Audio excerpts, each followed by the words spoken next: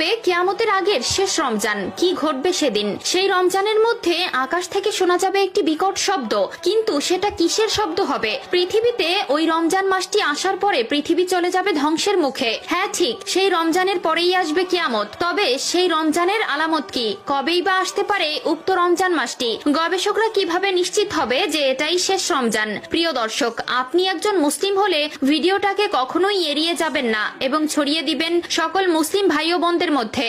এবং যদি আসন্ন রমজানে সবগুলো রোজা রাখার নিয়ত করে থাকেন তবে অবশ্যই একবার ইনশাআল্লাহ লিখে কমেন্ট করবেন। তো চলুন ভিডিওটি শুরু করা যাক। এই পৃথিবীর শেষ কিভাবে হবে তা নিয়ে ইতিমধ্যে বিভিন্ন গবেষক বিভিন্ন রকম মতবাদ প্রকাশ করেছে। কেউ কেউ বলছেন সূর্য এই পৃথিবীকে তাপ দেওয়া বন্ধ করে দিবে। সূর্যের আলো পৃথিবীর প্রাণের সবচেয়ে অবিচ্ছেদ্য অংশ, কারণ সূর্য সালোক সংশ্লেষণের প্রধান উৎস এবং পানিচক্র সূর্যের আলো ছাড়া ধ্বংস হয়ে যাবে। আবার অনেকে বলছেন পৃথিবীতে পানি শেষ হয়ে যাবে। তবে এর ভেতরে সবচেয়ে যুক্তিযুক্তপূর্ণ মতবাদ হচ্ছে পৃথিবী তার নিজস্ব ভর হারাবে, যার ফলে পৃথিবীর সাথে অন্য কোনো গ্রহের সংঘর্ষ ঘটবে, আর এই জন্যই ধ্বংস হয়ে যাবে পৃথিবী।